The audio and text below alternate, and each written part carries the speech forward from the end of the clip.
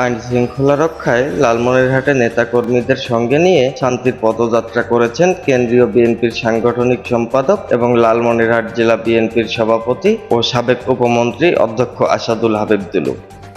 এ সময় তিনি বলেন, বিএনপি নেতাকর্মীরা কোনো ধরনের সংঘাত বা সহিংসতা করলে কাউকে ছাড় দেওয়া হবে না। আমরা সবসময় দেশের মানুষের কল্যাণ চাই এবং নিরাপত্তা দিতে চাই, তাই সবার পাশে দাঁড়াতে হবে আমাদের।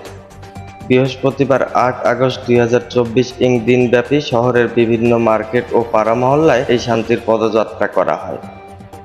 উক্ত পদযাত্রায় অধ্যক্ষ আসাদুল হাবিব দুলু বলেন, লালমনিরহাটবাসী আতঙ্কিত হবেন না। আপনারা যাতে স্বাভাবিক জীবনযাপন করতে পারেন সেজন্য আমার দলের নেতাকর্মীরা প্রয়োজনে রাত জেগে পাহারা দেবে। অপরদিকে শহরের বিভিন্ন স্থানে শান্তি পদযাত্রার সময় ব্যবসায়িক প্রতিষ্ঠান এবং স্থানীয় বাসিন্দাদের সঙ্গে কুশল বিনিময় করেন আসাদুল হাবিব দুলু। তিনি ব্যবসায়ীদের সমস্যার কথা শোনেন এবং নির্ভয়ে ব্যবসা পরিচালনা করার সাহস যোগান।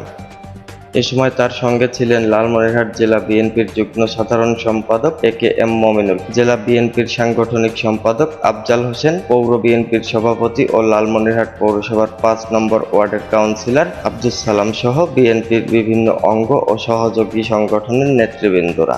Update times online desk, Lalmonirhat.